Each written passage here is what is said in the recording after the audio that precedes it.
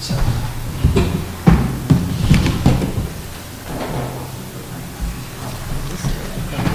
not leaving you.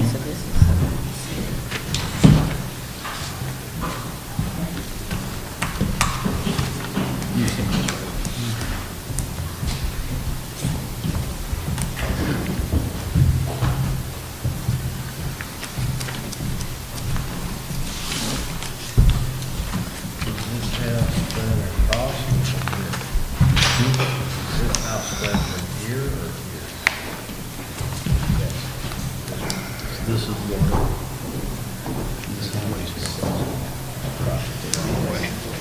This way, we're under this road, is that where we're going, or what is it going? Yeah, there's another road that goes over the water.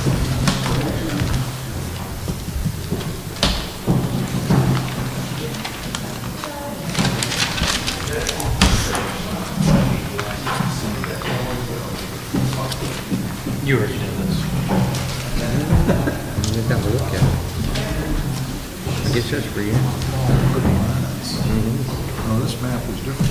And this one's water lines, and this one's wastewater. As best as we know. Yellow should be the size. Should be 2 inches. The size chart. There is no yellow on the size chart. And yellow, So that's orange. That's this color here. and yellow must be unknown size, so I'm gonna go with. If you put a yellow, he don't know either. Wonder too? Wait a minute. See a yellow? You keep your kids in yellow shot. Is the yellow supposed to be a 6? I'm sorry, the what? On the water line? Is this water? Those are water lines. That's a. There's no yellow. The blue is water and the green is wastewater. Well, I didn't produce this. Well, so I he color coded separate on his map. think Scott Murray. And there, if you look on the index or the code, there's no yellow, but yet there's yellow. What is the yellow? Is the yellow supposed to be 6? Is it unknown? Yellow's going to be less than 1. Okay, so that'll be 3/4 Less than or 1. 3/4 inch. That's the smallest as the water line gets is 3/4. Well, I've seen some half inch. Really? I haven't. Not here, but Thank God, not here. What pressure do we get off of the door? Okay, What pressure do we get off? let's go ahead and call the meeting to order. Roll call, everybody is present. And then if y'all will stand with me, we'll do the Pledge of Allegiance. Pledge of Allegiance to the flag of the United States of America and to the republic for which it stands, one nation, under God, indivisible, with liberty and justice for all.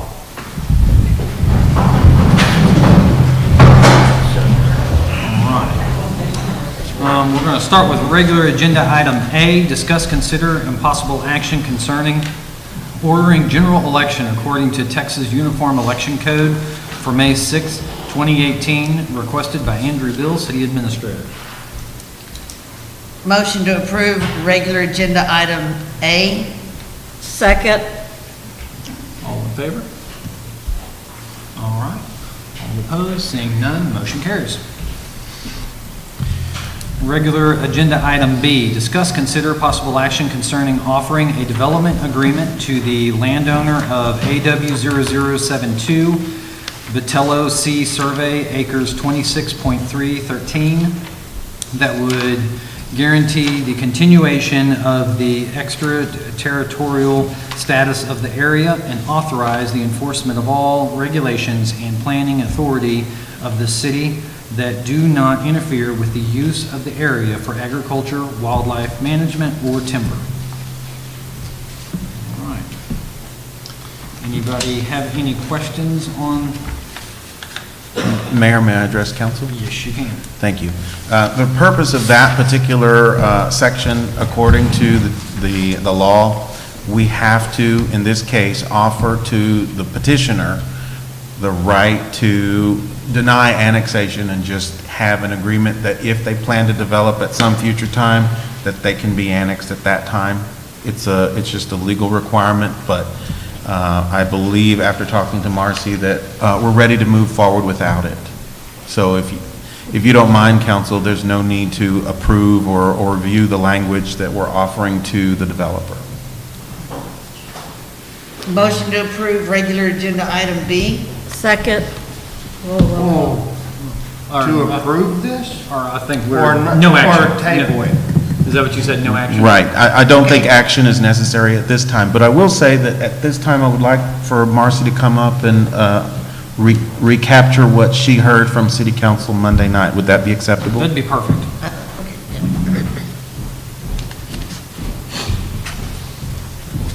Good evening, Mayor, Council, staff. Thank you again for hearing from me. In regards to the development agreement, we don't anticipate exercising that. We're the ones who've come to you for annexation.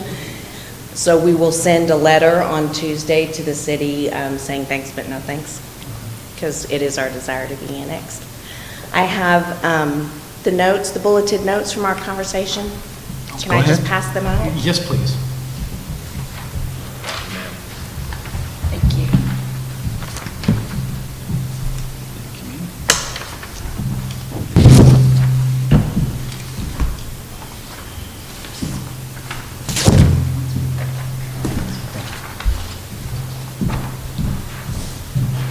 Based on all of our long conversation on Monday and writing down all of the notes, these are the general concepts and ideas that we discussed.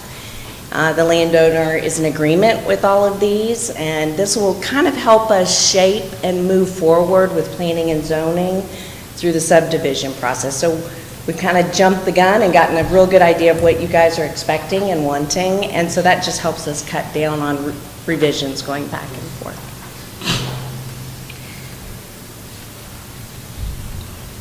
Was there anything else that anybody needed to add to the list? Perhaps. Will the garden homes have a garage? Yes. If you don't mind, just for the public, I'm going to read all this. It's a little bit, just so they know, Sure. to recap our last meeting, because there's a lot more people here than there was our previous meeting, if you don't mind. Sure. City needs right-of-way for future widening of County Road 355. The city will provide information regarding the current County Road ROW and how much land they will likely reserve. By providing a right-of-way for future widening, the development must change the land plan, which will affect and most likely eliminate a minimum of about 9 lots. As of January 15, 2018, the city engineer believes they only need about 60 foot for the widening. The current right-of-way appears to be about 54 feet. City will want landowner to donate 6 feet for the right-of-way. City to confirm the construction setback from road is 25 feet. One entrance aligned with Oak Street was requested. Entrance to the community wide enough to accommodate a right-only exit turn lane from within development. Mixed lots. What was originally kind of shown to us was a bunch of the exact same lots. This is mixed lots of 40 foot, 50 foot, and 60 foot to allow for flexibility as the market dictates. Optional phase development to be detailed on land plan. Privacy fence around north and south perimeter and road frontage to be constructed as homes are built. Setbacks, 8 feet setbacks on lots of 50 feet and larger, 5 foot setbacks on lots 49 feet and smaller. Add a no-box kiosk for the neighborhood.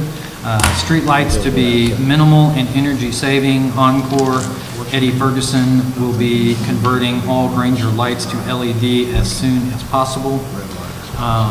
Landscaping of grass and oak trees, with developer planting 1 tree for every 2 lots and offering tree planting as an upgrade to home buyer. Community entrance as signage to include masonry and landscaping. developer will look into providing gas and fiber to the neighborhoods. May I say that when I typed up these notes, the first bullet, we've since, as of today, firmed up what the setbacks are going to be, and they are different from this. We are going to need 60 feet, I'm sorry, you go ahead. Yeah, I haven't had a chance to inform Scott. Scott, we went out there and took some measurements, Frank and I did, along with Catherine. We measured from their property pin to the road surface on both sides of the right-of-way. So we confirmed with you 50 foot was the right-of-way along that road. It appears that the road is further to the east, so there is more right-of-way on the west side of that particular road. But it looks like there's a lot of properties that are encroaching at this point. A 10-foot request from the developer is sufficient, but if we wanted to use the full right-of-way, I don't know how you feel about it, and planning and zoning jump in, but if you wanted to, I was going to suggest, if we didn't want to encroach on the properties that were already there and get them to move, we might ask for 15 from the developer. I don't know how you feel about that. We talked about this. And you also, this morning, we were talking about utility easements and setbacks. Can you firm that up for us? Yes. Real quick, the reason we need the 60-foot, we had talked last time to have 3 lanes on a road, so you've got one north, one south, and then a dedicated center turn lane. So that's about 36 feet. Then if we want sidewalks on either side, say 5 feet, that's another 10 feet. So we're at 46 foot right there just for that. We haven't even included easements for utilities or even drainage. If we want to do curb and gutter with the storm sewer, or if we're going to do a drainage ditch, that takes up even more area. Typically, it's curb gutter with storm sewer. So 60 foot is pretty much typical across the board for that.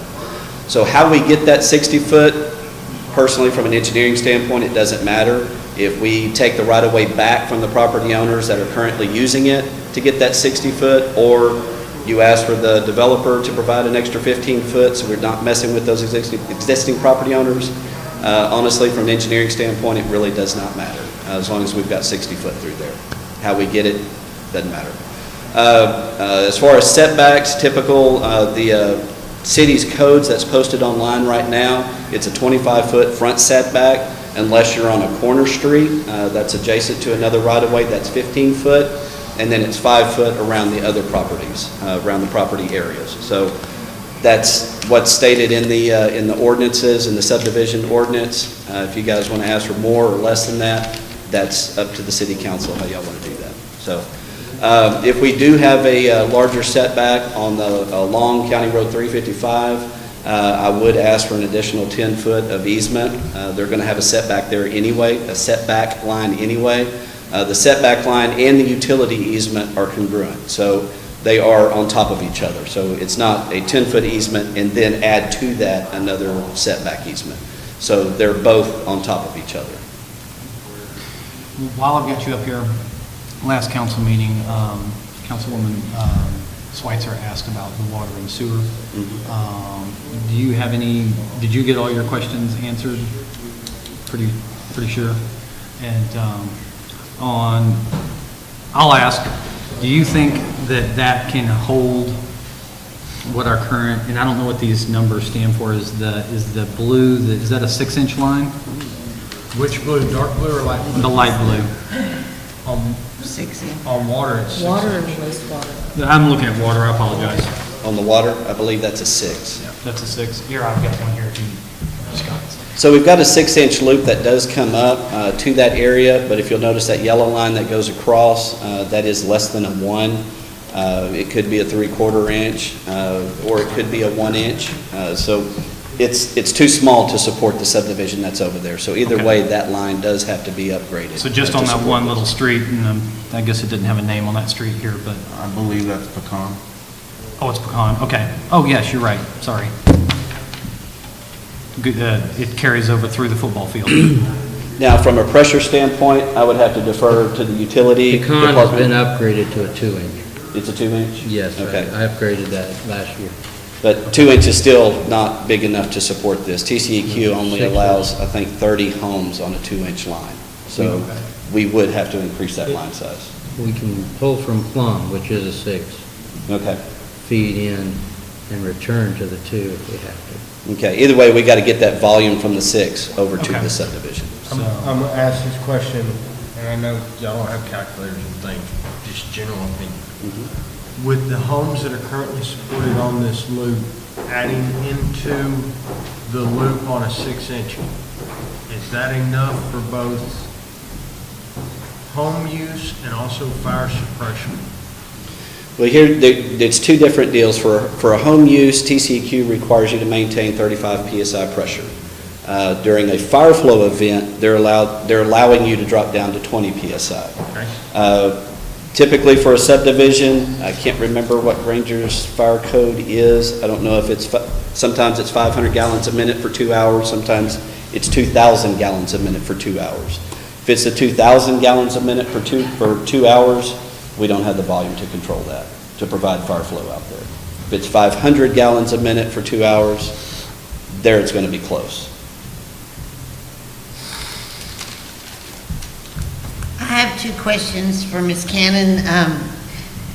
Will you have multiple builders, do you think, or are you going to try to pursue one builder for the entire project? It's our goal right now to have one builder. If we did pursue multiple, we would have a design standard requirements for multiple builders in that development to maintain cohesiveness and so it looks like one community. Are you planning on sidewalks on both sides of the streets, or just one? Sidewalks in front of all the houses. All the houses? Yes, ma'am. Okay. Mhm. And the big question is, would your developer be able to assist in the widening and the turning lane that's needed for that subdivision? The widening of Alligator Road and the turning lane? May I address that question? The reason why we're asking for the easement right now is if the traffic flow along that road increases. We're not asking to do it immediately or when the subdivision is finished. But if 2 or 3 subdivisions go out there and they have a significant traffic increase, then we would move up towards building that road. And it would probably be a city-funded project. Okay. So, We are happy with donating all of that right away to the city. And then, of course, constructing all of our roads to standard, city specs, so that they will be long-lasting. There's a question.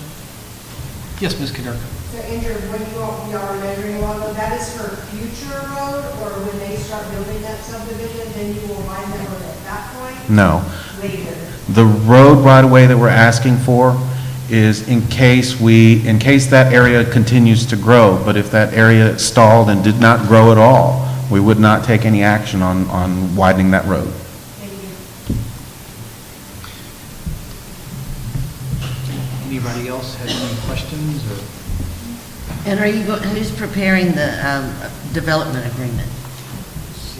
The development agreement was prepared by us, and we used help from TML to come up with that template.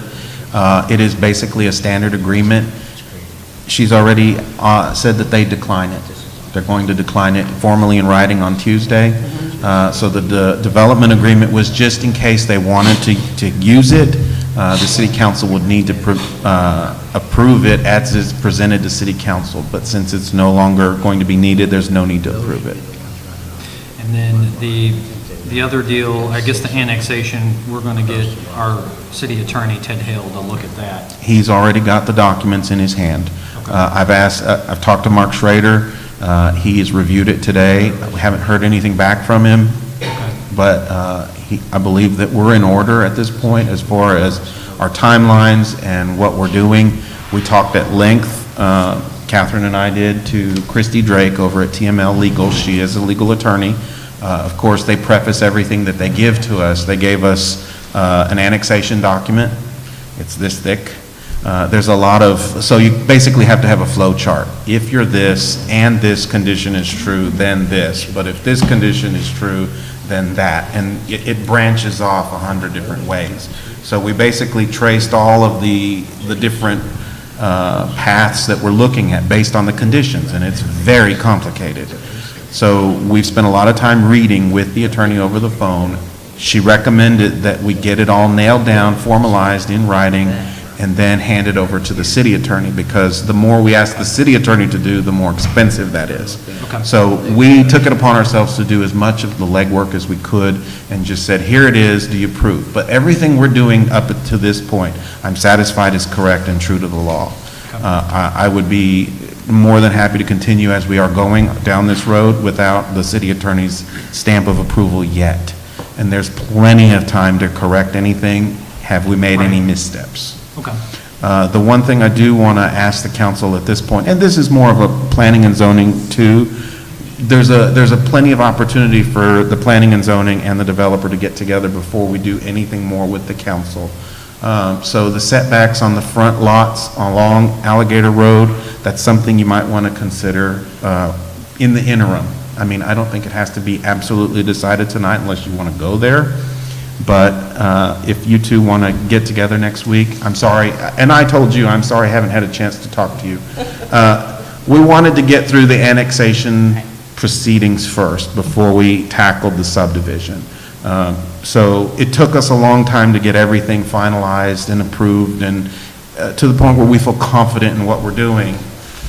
By the way, this is everything we've prepared so far on this project.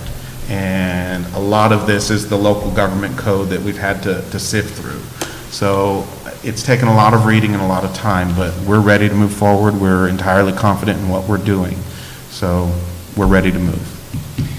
For those of y'all weren't here on Monday, there's two processes that we have to do.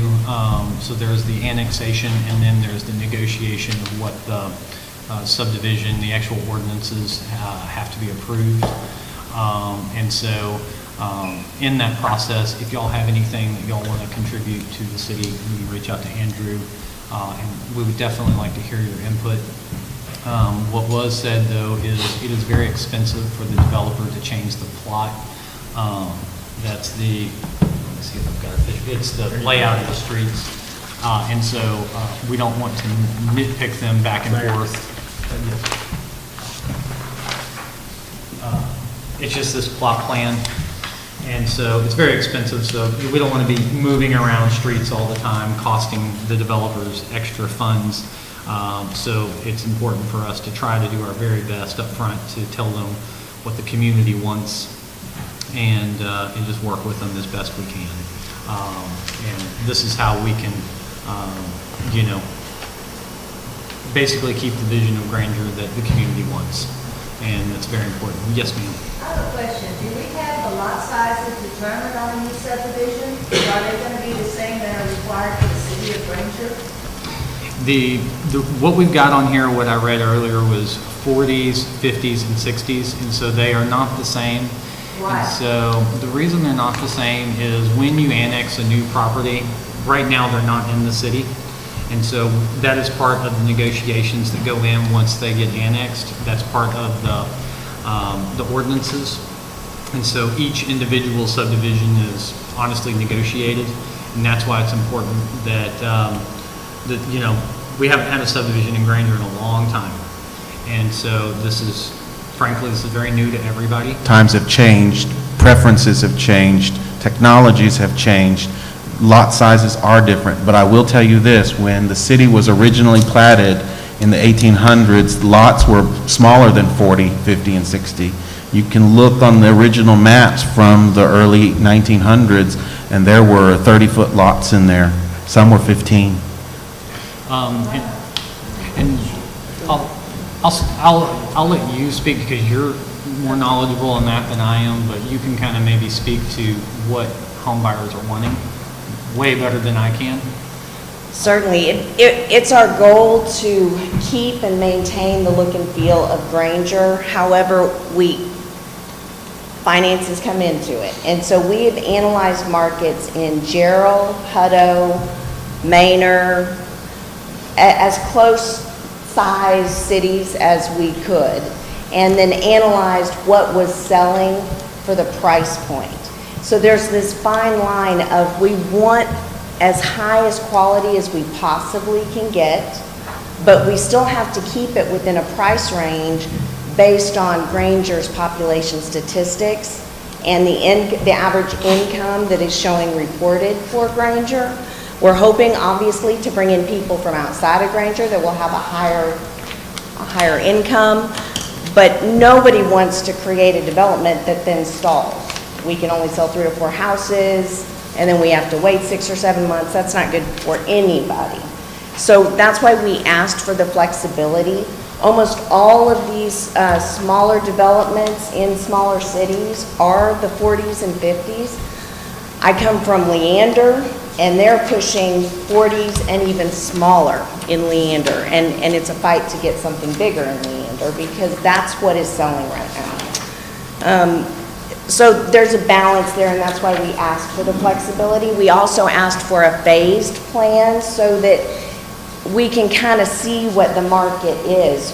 No one has tested this market yet, so we're talking about investing several $1 million before the first house is even built. It's very important that we have a product that attracts people here and helps us sell those homes. On a phased development product, we can shift and move very quickly. If we see that the 40s are going crazy or the 50s are going crazy, then phase 2 is going to be tons of 50s. If we see that people are asking for 60s, then that's where we can go. We can move very quickly in that regards. Now, are these homes gonna have a specific dollar amount that they have to be in certain criteria before they can be put on a lot? Are you building spec homes, or are they deed of restrictive covenants? I think that's what she means. We definitely have deed restricted covenants that we will put in there. We have a vision for the cottage style homes to kind of keep with the look of what is out here already with pretty high standards as far as building. And then as far as the landscaping and making sure we've got sidewalks in there, making sure we've got trees. We talked on Monday about laying fiber, laying gas. Each and every one of these things adds to the cost of the home. And so it's a fine balancing act there because we need to make sure people can qualify for the home. Did that answer the question? Thank Okay. you. What is the price, what was the price range, must know, like 170 to 250? Yes. That's what we foresee. We are hoping that we can obviously do more on the high end. And again, we're the first ones out here to test the market, and we're going to go with whatever is moving and selling. But it will all be cohesive throughout the entire neighborhood. It'll all have the same look and feel. Yes, sir. No. Sorry. Mr. Willis? I know this is really premature, and I've had several conversations with various, but being one of the school officials, when you look at your build out, how many are you looking at and what's your timeline? For school planning is going to be pretty important here because we've got a very small school and this will affect us. So I know it's really preliminary, you can't project out. What are you thinking in terms that we need to be considering for schools?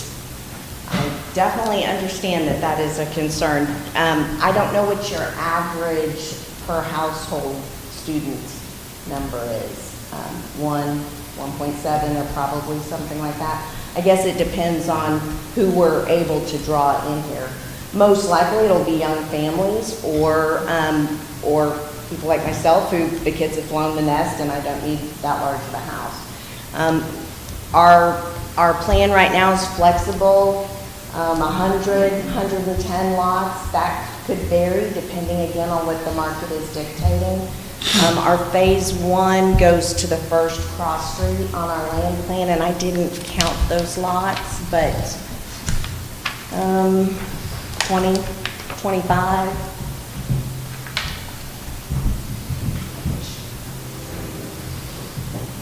To this, phase 1 to here. Mine is the first house on the top, but mine is the first house next to the road, and they don't know that. Because you have to lose those lots. Yes, that's true, thank you. With our donation of the right-of-way and the setback, we're going to lose about 9 lots that are on the frontage of the road, and so we've got to go back to the land planner. And Okay, so you got about 10, 15 from the early stage, and then you'll be developing more from there. a lot of our engineering work that we have to do will be pricing out how much of the phase-in can we just do all at once. You know, it's all a cost balance. We're looking at about a year, 2 years down the road before we see the growth from that affect school and our school plan. Probably, it's usually about, 6 to 9 months in engineering and planning. And then depending on how quickly we can lay all of the utilities. Of course, the engineers are already scrambling for the dirt issue and how we're going to secure foundations. And so they're scrambling on that issue right now. Thank you very much. I know it's preliminary. Yeah. You have our attention. The best guess I can give. Okay, thank you. Anybody else have any questions? Mayor? Yes, go ahead, Lisa. Of course, there'll be construction, traffic coming and going, and our school, that's our exit for everybody to leave. I'm concerned that even if we don't have another subdivision, that street is not going to be adequate. For construction vehicles coming and going. Well, and then 200 vehicles, for the subdivision, that's a lot for that one. But even pre-construction, you're going to have a lot of, movement going on in the school. Right. So it may be something to consider before rather than later. That's certainly true. And I think these things will come up as we move along. It's absolutely certain we're going to have to adjust. I mean, we're not going to be able to sit still on any of this. Infrastructure changes, including road surfacing. Yeah, we have a steep climb of growing pains ahead of us. As I've said to council many times before, financially, we're in a good position for this growth. I'm very happy to be here under these conditions. I'm not concerned. You don't see my hair turning all white. So I feel like we can address these issues confidently. And there will be no need for an agreement They've declined it. with regards of a new agreement with these bulletins and these kind of things? No. Because all of that will be addressed in ordinances. Right. The agreement that we're talking about on regular agenda item 2B is an alternative agreement. It's basically for land in the annexation plan that the owner may not necessarily want, but let's say voters took action and said they wanted to annex this land. Before annexation would proceed for that owner, the city has to, by law, offer a development agreement. I don't know why the lawmakers decided that for somebody who asks to be annexed, which is the reverse, we're not taking somebody who doesn't want it. The purpose of the development agreement is to take somebody into the city who doesn't necessarily want to come. But the lawmakers left this in there. So we have to prepare it and offer it as it is. They've already had a chance to review it and say, no, we don't want it. So we don't need to table it, just take no action. Take no action. Motion to take no action on regular agenda item B. Second. All in favor? All right, all opposed? Seeing none, motion carries. Regular agenda item C, discuss, consider possible action concerning calling 2 public hearings for annexation request from Marcy Cannon concerning land on the eastern border of North Alligator Road, legally described in Williamson County Tax Appraisal Records as AW00272, Bortello C. Sir, acres 26.313. Mayor? Yes, go ahead. Did you have, okay. So I'm guiding the council through the process, okay? There's a chart, easy to look at. The petition was submitted to the city on Friday, right before we prepared our agenda. Monday, we had our meeting. That triggers all of these actions that happen in a sequence. Okay, so the first was the development agreement. The second is the public hearing. But as soon as the council said, yes, we accept your petition, that triggered us into coming up with a service plan for the area. We can't have any public hearings until the service plan is prepared. So in your packets tonight, you'll see the service plan that we've offered to the developer. It includes city services like utilities, roads, road maintenance, libraries, if we had one, we don't in this case, in all the services that we're going to provide, okay? We cannot hold any public hearings unless this is prepared, and this is a document that we obtained from the Texas Municipal League as a template and then modified. So we set some, didn't we, dates? We did set some dates. We can accelerate our, in this case, and because they've asked to be annexed, because of the size of city that we are, because of the size of the county that we're in, because of the circumstances, you can hold 2 public hearings on the same date, and you can do 1 advertisement in a newspaper of local circulation. If the council passes the ordinance tonight to go ahead and issue those 2 public hearings as we've laid them out. We've tried to lay them out so it's not disruptive to the city council or the staff. So we would like to hold them on the same day, our regular council meeting, one at 6 p.m. and another at 8 p.m. I'm going to endeavor to ask the council to keep their requests for agenda items low so that we can move through the process. But you know, there are needs, so if the council needs something, we'll put it on.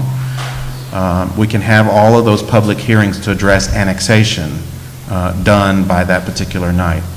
If everything goes well, we only need 1 reading on the ordinance of annexation. Our city does not require 2. So if the city wanted to annex this property and move quickly, the soonest we could adopt would be at the regular agenda, the regular meeting in April. April or March? April. So the public hearings would happen in March. There's a minimum number of days that the community has to wait before adopting the ordinance. We could do it sooner than the regular meeting in April, but it just makes sense to put it at that meeting. Would you like my questions about the service plan first or about the annexation public hearings first? Either. Okay. So let's start with the service plan. I have some concerns about the service plan. I'll start with Health Department. There's a tagging line in here about Williamson County Animal Control Services will be provided to the area as needed. As a city, can we say that Williamson County is going to do something on their behalf? If we had to, I think all we do is take animals to the Williamson County shelter. Chief, do you want to add? Williamson County Animal Control will not come into the city of Granger to pick up animals on a regular routine basis. They will respond to calls from law enforcement or dangerous animals. All other animals have to be voluntarily transported by citizens or by me or Sergeant Thomas. Okay. So I don't know if this is something we can put in this form of writing under that. Okay, we can strike that. Now, the purpose of having this service plan before you tonight is so that it can be addressed before the public hearings. There's plenty of time for each council member to come to me individually and have issues addressed in my office. It doesn't all have to take place tonight. It just needs to be done before the ordinance is adopted. You understand? So by the time we get to April's regular meeting, all of the changes that you want to see to the service plan can be done. There's no action that we're taking on the service plan tonight other than it's presented and you have time to review and make modifications. On the public hearings, I personally have serious concerns about doing it 2 in 1 night. I would prefer to come up here 2 different nights and have 2 different public hearings. And the only reason I say that is it gives, if someone is working a particular day and they have no ability to get off, it gives them a second day to potentially get off and have their voice heard. I also don't like the 2-hour gap between them. I mean, I don't think that's really a good, personally, I think it's a bad precedence. To me, it's a rushed mentality, and I don't want this to be drug out, but I don't want to rush this. I want to make sure that we do this and make sure that all the i's get dotted and all the t's get crossed, and everybody has an opportunity to give their feedback. And I don't know if we can do it before the 12th, if the 12th's the earliest we can do it. I would prefer that we do, if we're going to do a second one on a separate night, after the 12th. Okay. That gives us time to do the newspaper advertisements. How long between the second meeting and when we vote on it? Is there a specific time? You need to have 20 days in between, hold on. I believe it's 20 days. I'll have to confirm.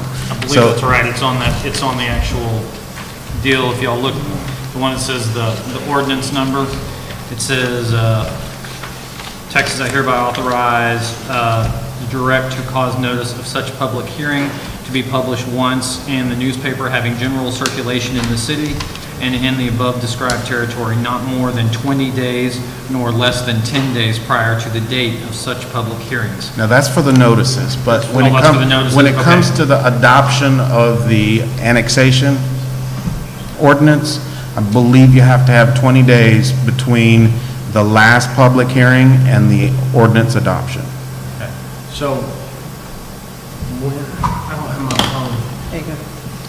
So, if we were sticking to Mondays, we could do a special meeting on the 5th and then do a second one on the 12th.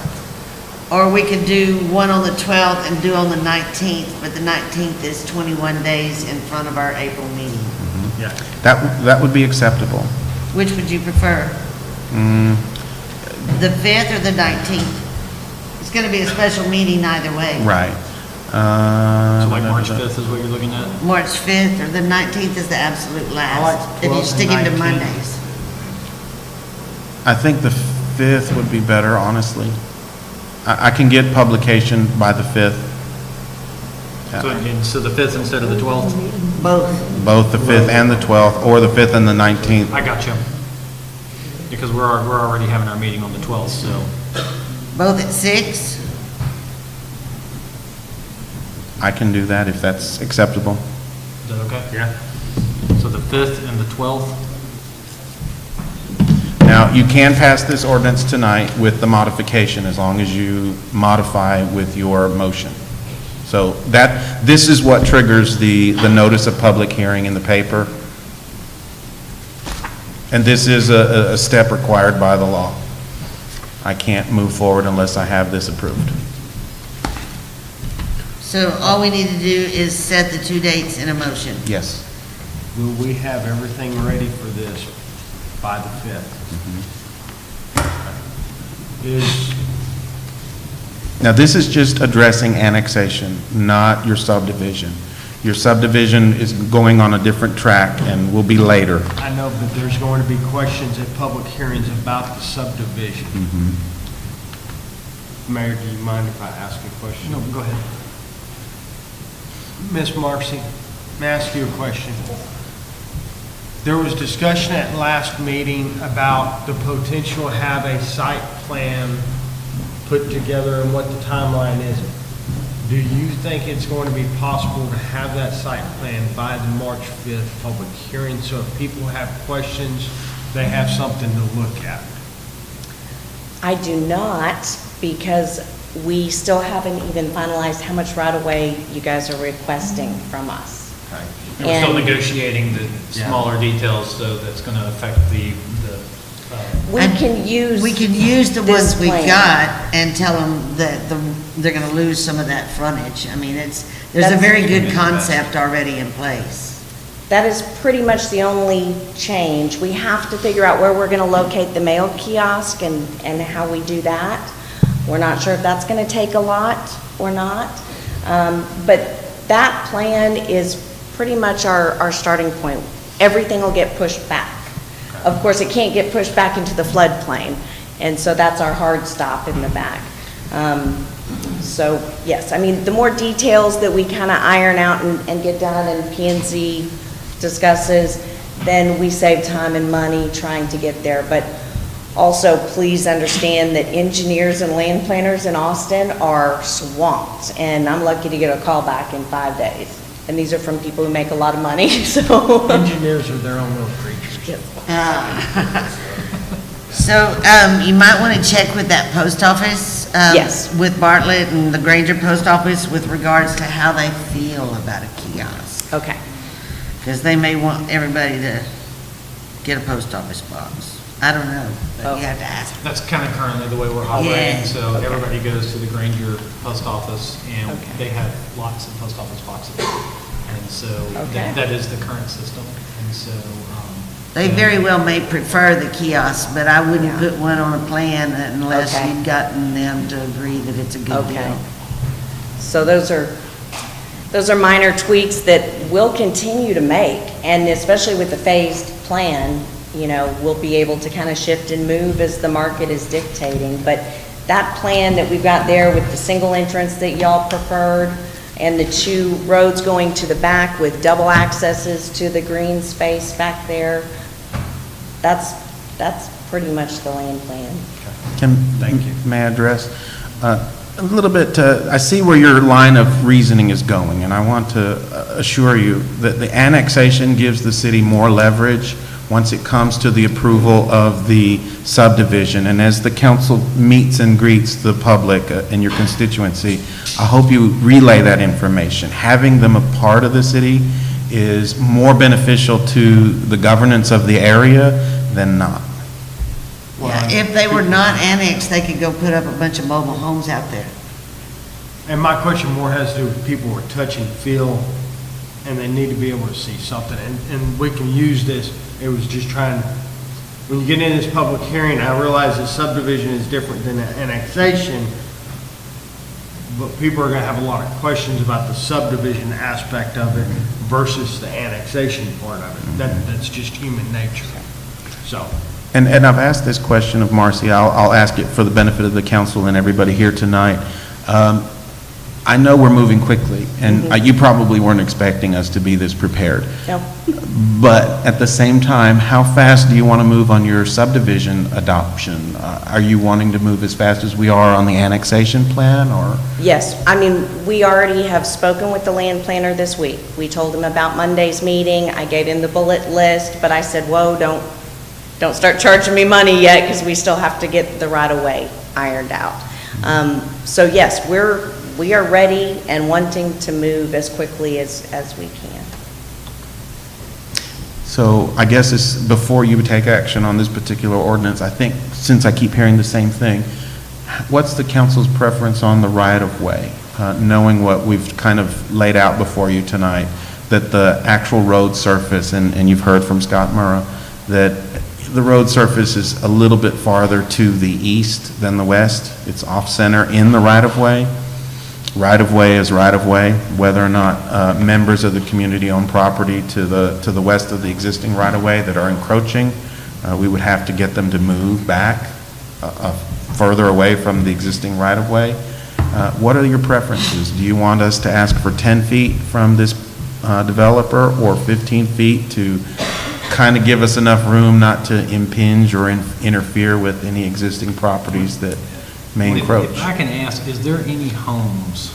Because I don't want to have to say, hey, we got to bulldoze your house. And I haven't walked it, so I don't know where that is. So when you say they're encroaching the street, what is that? Is that a fence? There's one that's a fence. It's 5 feet onto the right-of-way. Okay. And then the structure, which is a manufactured house in that particular case, am I right? Frank, was it a manufactured house? Mostly fencing. I think it's on the corner of Pecan and I Alligator. think it still would meet the 5-foot criteria. Yeah, the structure was Yeah. I mean, pretty close. I'd say because the way within, it's set in, it would be side.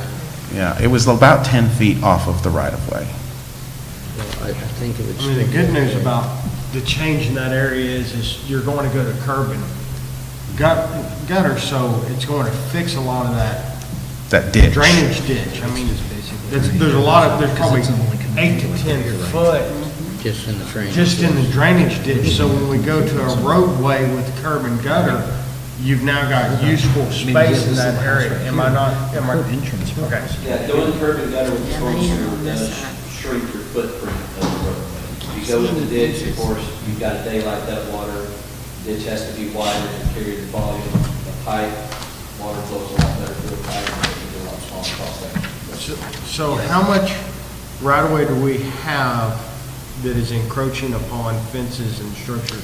Other way around. Structures and fences encroaching on the Yes. right-of-way. How much is that area in there? I'm going to say there's probably about three good sites in there that are really close to it. And looking on this plan, you can About 5 see, feet into our side? No. The fencing, yes, but there was one that we could see, one example where the fence was 5 foot on the wrong side of the right-of-way. The structure itself was close to the right-of-way. I'd say a 10-foot setback, maybe 12. It felt really close to the right-of-way where we were standing. You'd kind of have to go out there and look at it yourself, and I recommend that if that's a concern to you. But like we're saying, with curb and gutter and storm sewers, you have more usable right-of-way in the first place. So it might not make as much of an impact on those particular owners that seem to be close. If we used what is currently there, how much do we need on the development side? 10,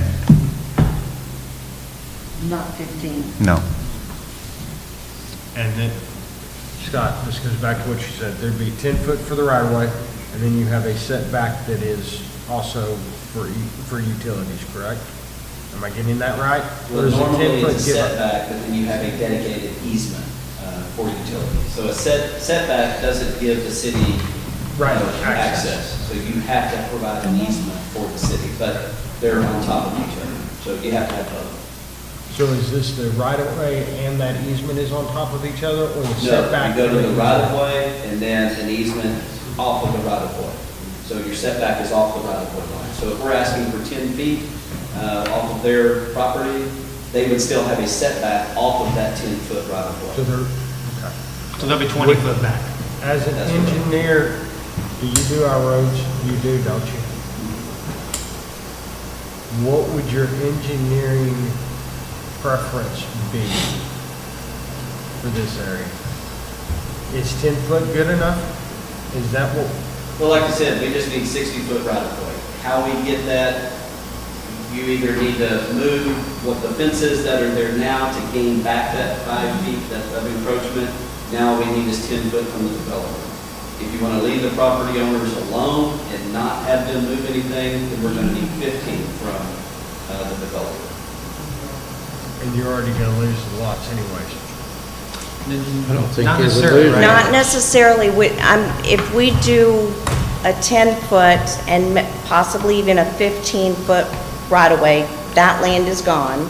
And then from that edge, we have a setback of 10 feet setback.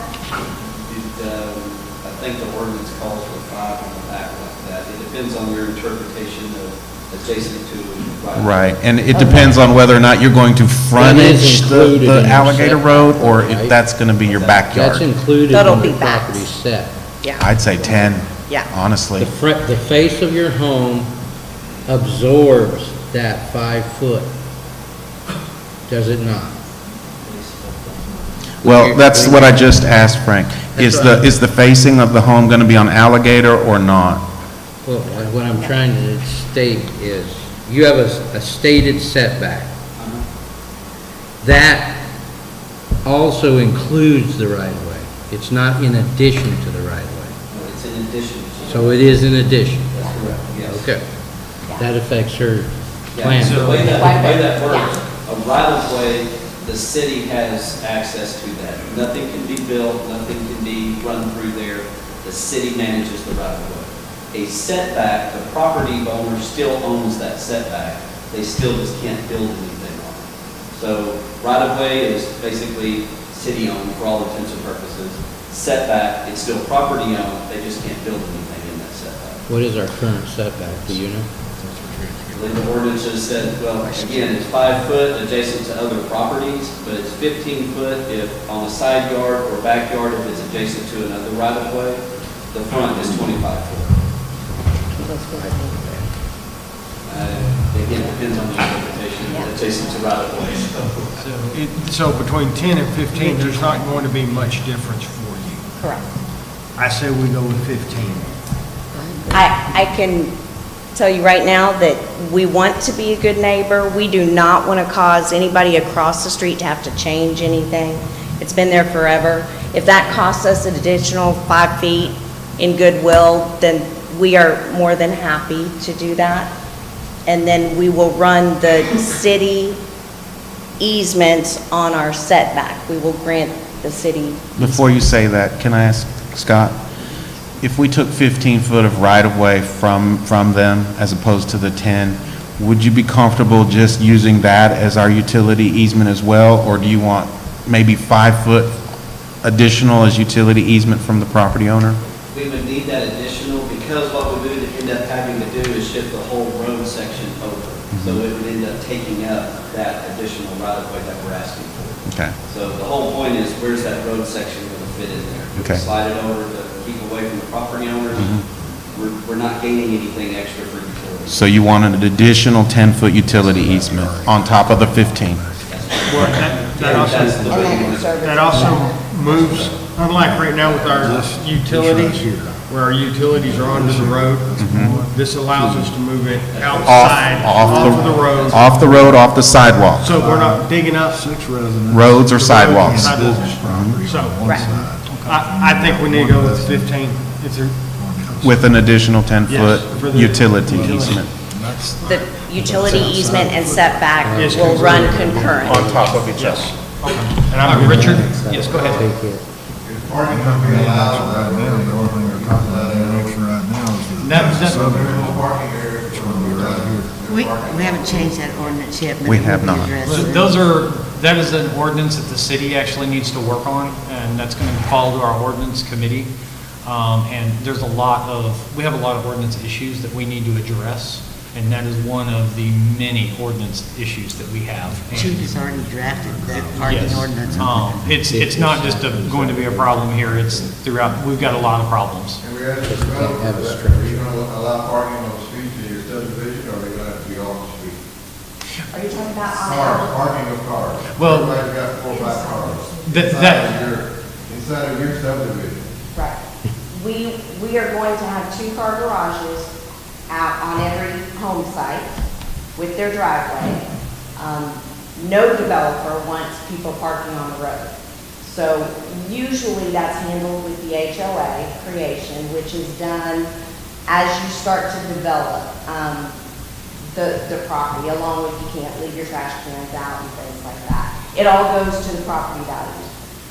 We don't want cars in the road. Well, I've seen them, that they started out with any cars there, but eventually over 5 or 6 years.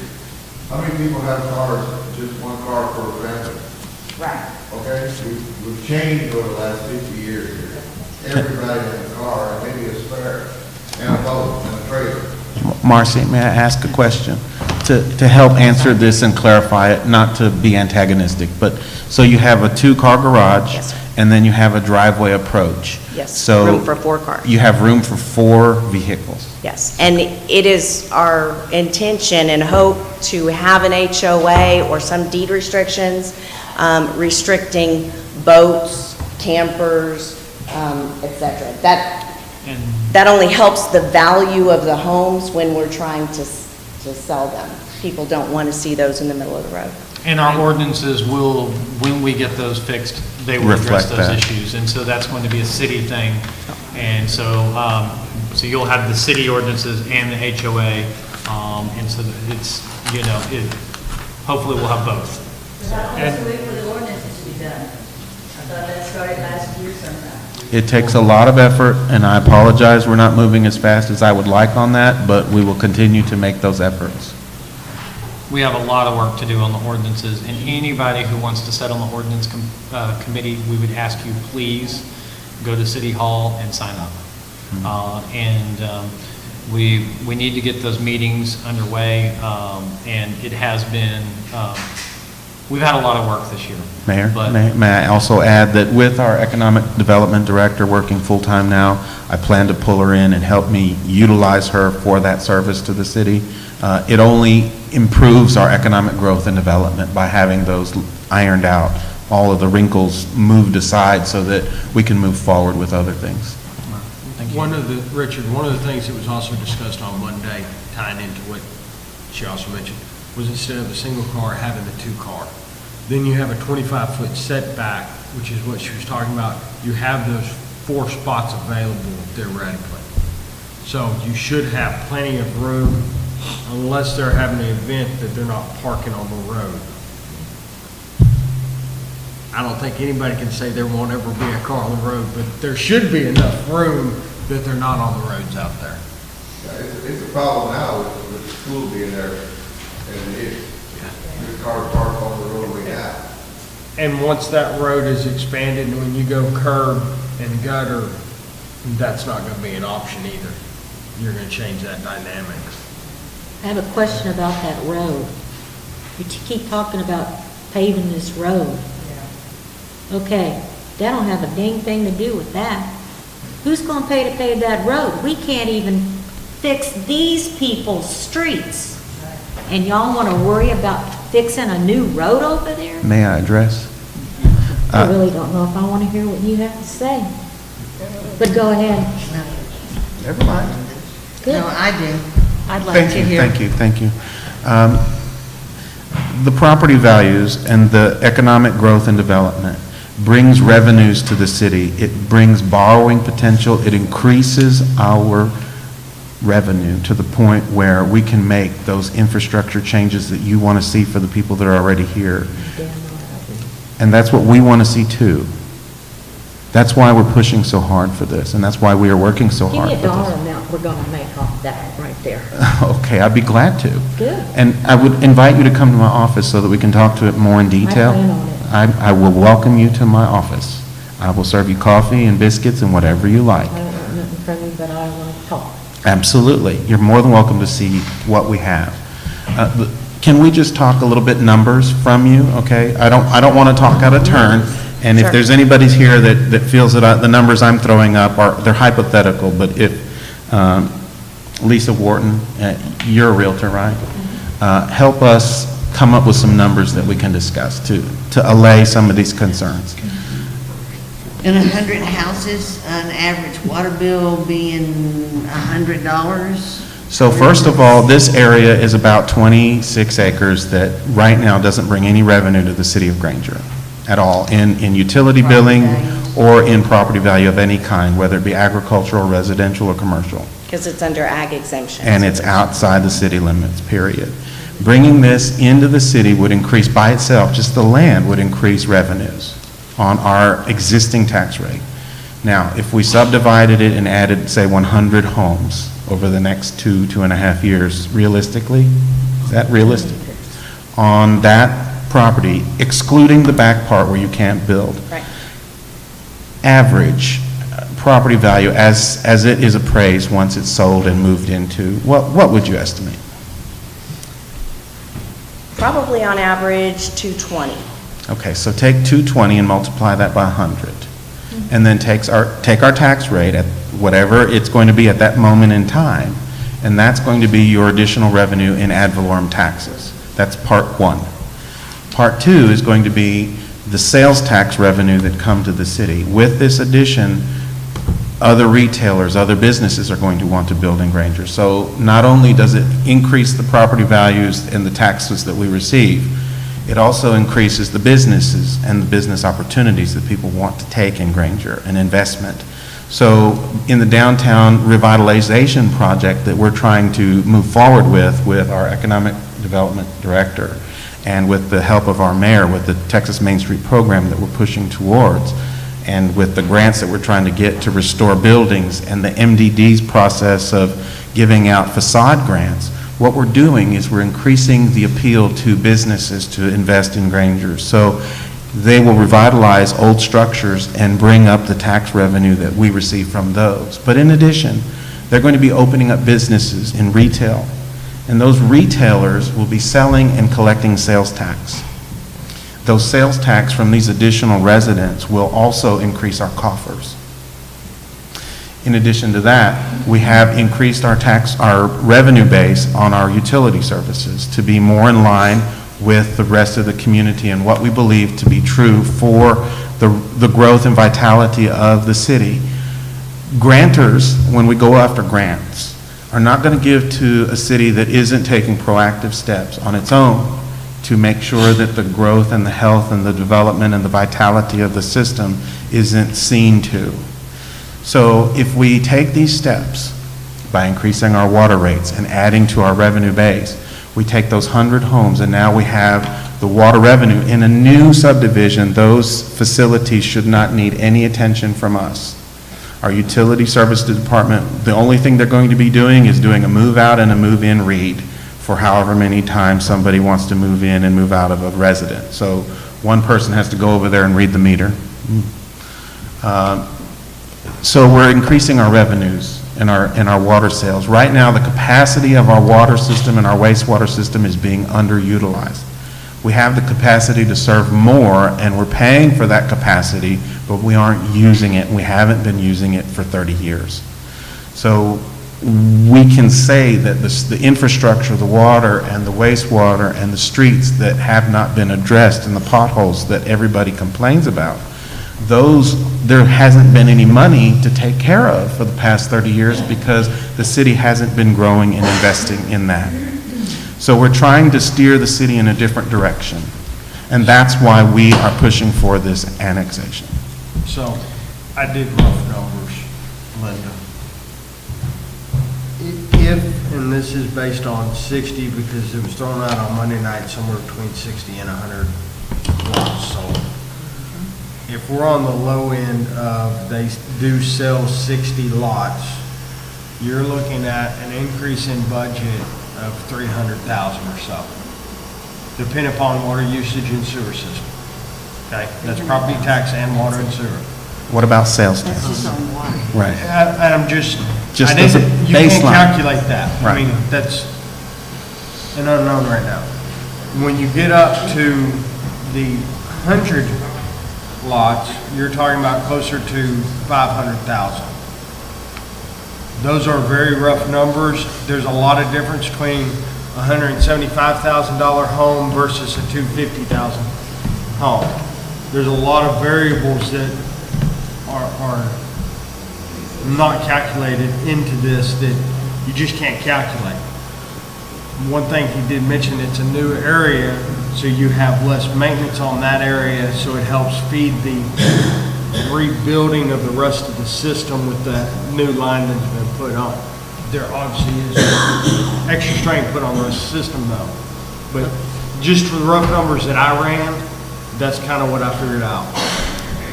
Okay. Also the increased school tax. Yes, increased school tax as well. Linda, and I'm guessing here, what you're asking is you're wanting to, and I'm just throwing this out there, but I think you're concerned that we're going to use our current tax dollars to expand a road for a new subdivision. Is that where you're going with this? That's where I'm coming from. Okay. And so, and I think at this point, and I understand your fear, and it's a valid one. The thing is at this point, this subdivision will not trigger that. All we're doing by asking for this extra land is we don't want to, because one thing we could do is we could say, don't worry about it, and they build the houses there, and then we have to expand the road, and we have to buy all those houses, bulldoze them, and widen the road. Well, that would add the cost to the city. So what we're asking for is we're like, right now, before they're there, we want that land. And so that way, if this growth were to come, maybe not, we're as a council, we're doing our best to kind of look to the future. Now, if that future doesn't happen, that's fine. But we don't want to be bad stewards of the city's money by not asking for this land now, because we would be responsible for buying all those houses, bulldozing them, and expanding the road.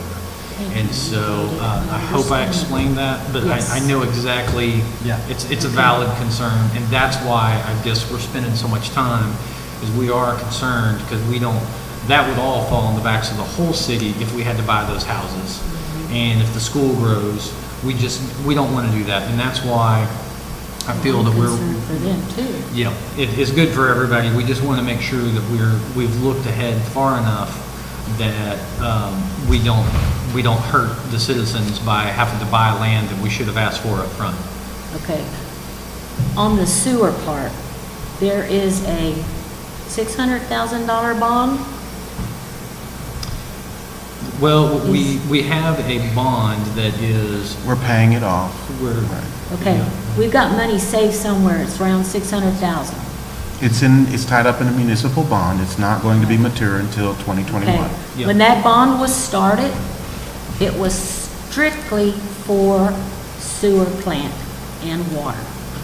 okay. So I don't want, when it matures, I will definitely fight like hell for my people that came before us, that it get used just for that.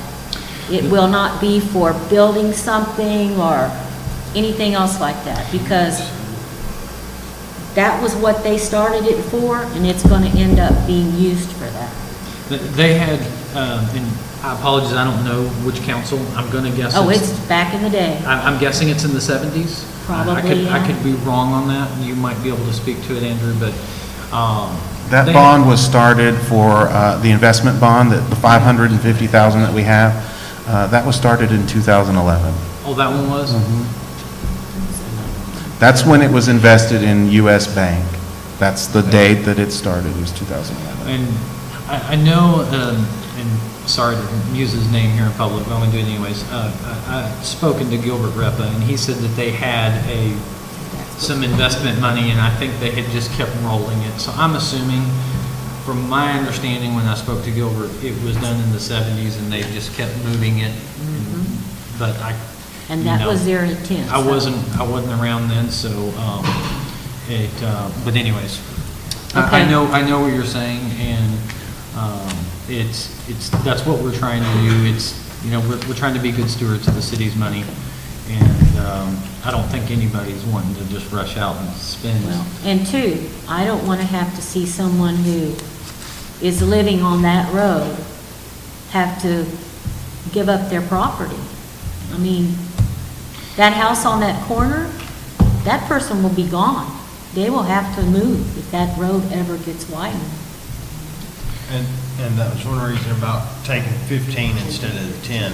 So we take from them. I know, it's to the Well- east. Well, I want to correct That road the on the understanding street, on that, on that corner. okay? Go ahead, Andrew. They encroached on the right-of-way. They shouldn't have built that close to the right-of-way that was already there. They should have had surveys done, there should have been inspections, there should have been something, some measure or mechanism to prevent that from happening in the first place.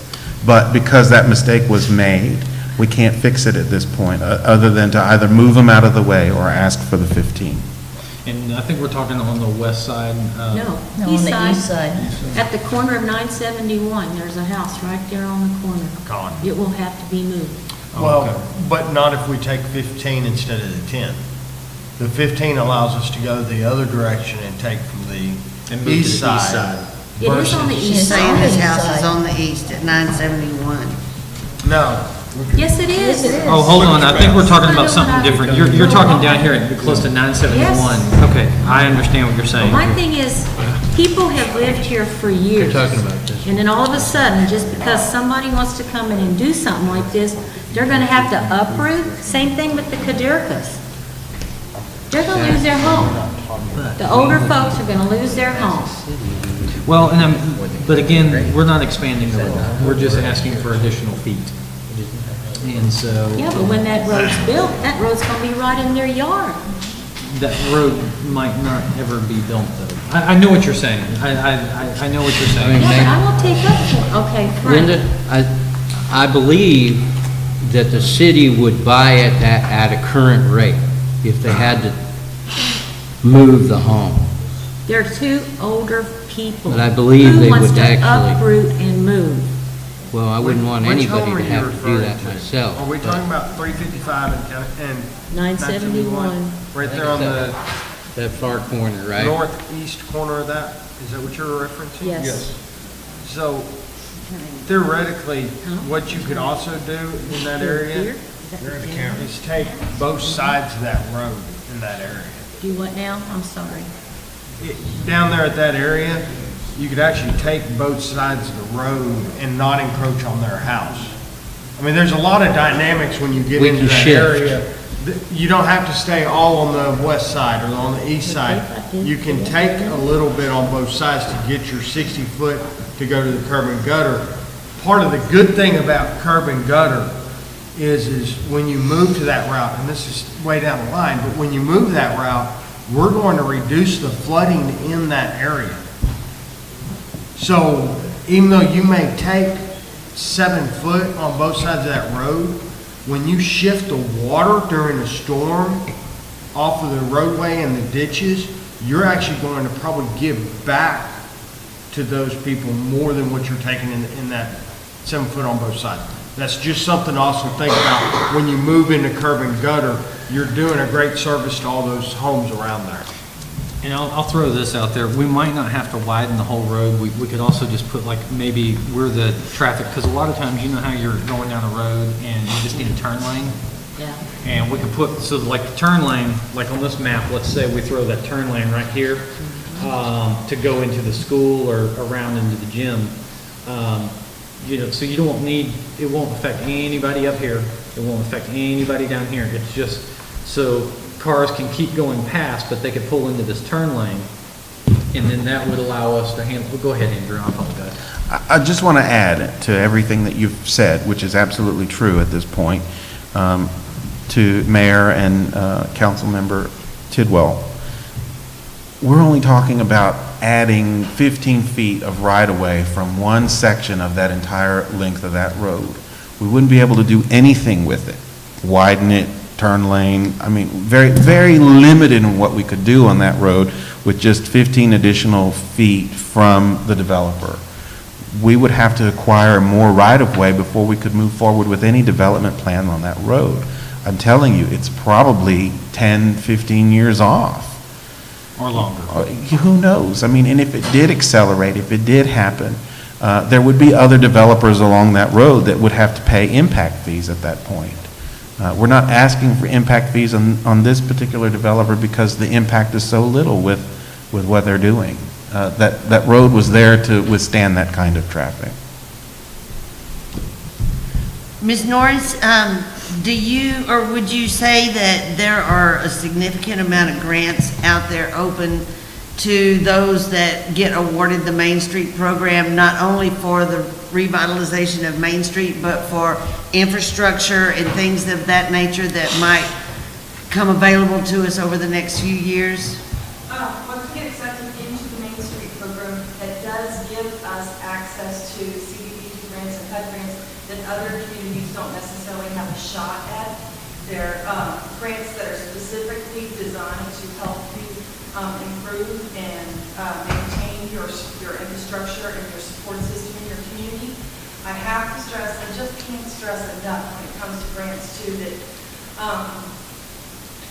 the state and the feds aren't really interested in giving grant money to communities that aren't growing. Communities are kind of like colleges. If you're not growing, you're dying. They don't respect the idea of just standing in one place and holding still. Growth is good. It's really, really important, not just to maintain the environment of a community, the vitalization of it, but to also have an opportunity to bring new people into your community. New people, good people. It creates greater diversity. It creates greater opportunities. It creates greater financial wealth for everybody. Rising tide floats all boats. It brings us better streets. It brings us funds for better streets and better sewers and better water systems. But you have to have a reason that you're asking for that money. And just sitting in one place and maintaining your population the same and not building anything new, they don't work on. Water meters. The meters they put in, who's gonna pay for those meters? Subdivision. Subdivision. And they're gonna put the same kind we use right now in our town? Marcy, can you answer that question? They don't put them in. She's asking about water meters. Is the developer going to pay for the installation of water meters as well, or do you expect that to fall on the city? I believe that it's typically the development, it's all based on the specifications Okay, that's in our And spec. they may either put in the meters we request, or they may pay us a meter fee and we install those meters. One of the two typically happens. But it's going to be the meter that, when they come into our city, they're going to match up whatever's put out there with our equipment. And in addition to the water rate revenues and the sales tax revenues and the property tax revenues, there's permit fees and tap fees for water and sewer, and additional a bunch of permit money that's gonna come. The for other, development. the other residual benefit that occurs is when we put in fire hydrants out there and we start doing fire throughout the city, it is going to help our insurance in other parts of the city, because your ratings change as you have more hydrants within a certain population. So Well, you there are better more. hope you get some firemen. Better hope some of them are And gonna be that's- willing to join. yeah. I mean, there's some residual benefits that can also occur with fire hydrants and things like that, and we've got a lot to do on that. The train track is a huge issue when it comes to the fire rating. It's nuts. I Are think, all fire hydrants with updated stuff on here? Are they all operational? Inside the city limits? Right? Probably no. No, but we, We're getting a false census saying they've got fire hydrant there, but in fact, it doesn't. On the average, you probably have 1 out of every 10 that is not working. We did make arrangements, and I have made sure that we had funds in our budget to start repairing them. And the worst ones will be addressed first. I wanted to get the system fixed that we could isolate and have isolation valves to different sections before I started doing hydrants. Because if you pull a hydrant off and the valve in front of it happens to blow off, you have to shut off the city water supply. The way we've done it now is I theoretically should be able to quarter the city. So when we do repair hydrants, we'll have less interference on everybody's water source. So that's what we've been going after, yeah. That doesn't one on our corner work because they grew out of it. Well, you know that works there, yes. But that's what we're trying to do, and we are maintaining it. and part of that was put in during budget, is making sure we started putting money back so that we can start replacing or repairing.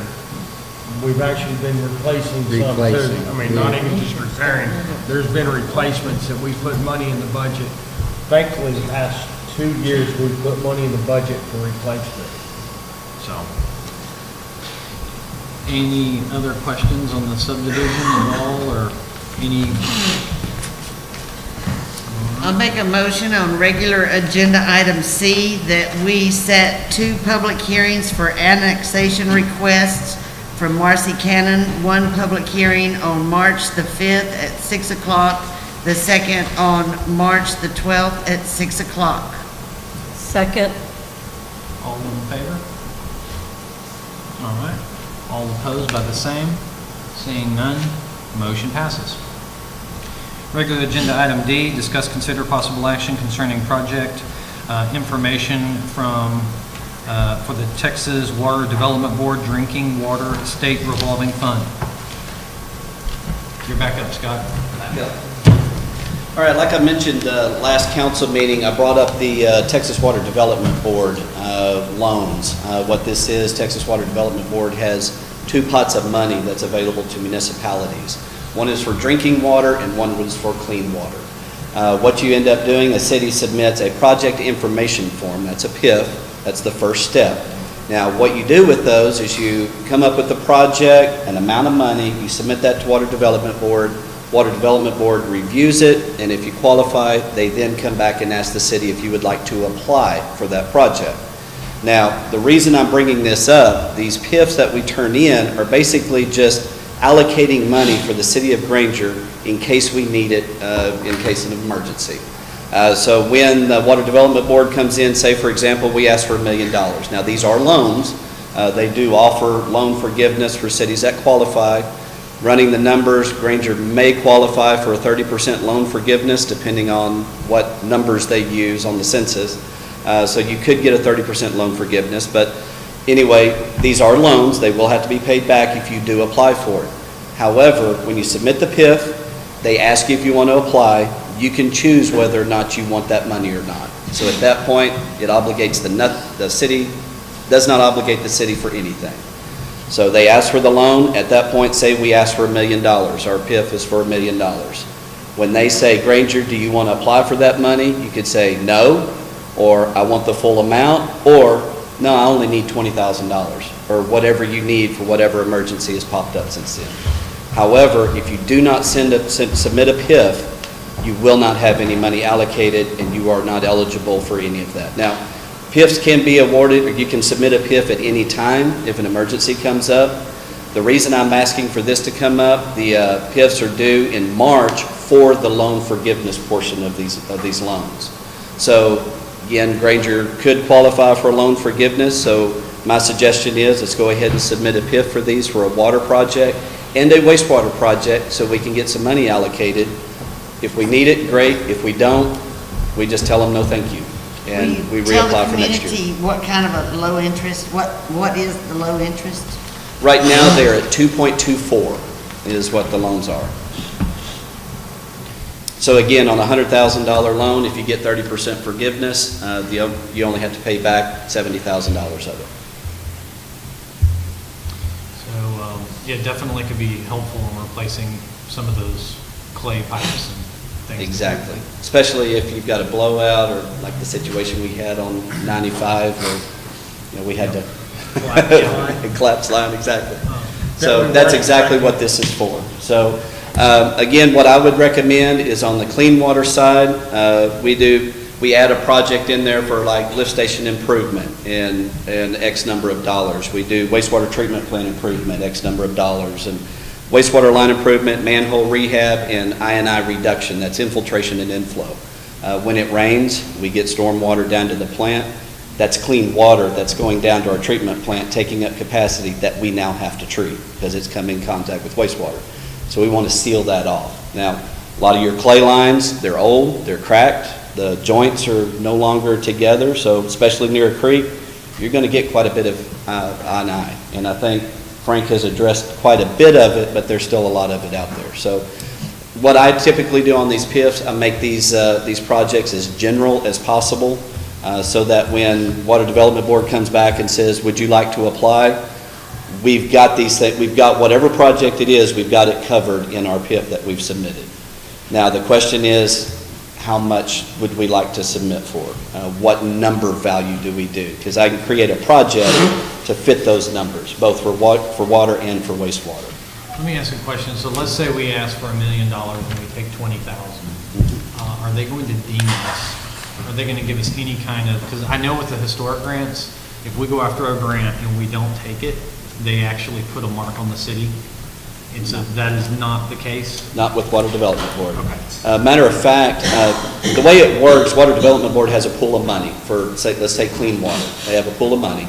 They take out a portion of that pot and set it aside for the loan forgiveness portion, okay? Now, that's what we're applying for.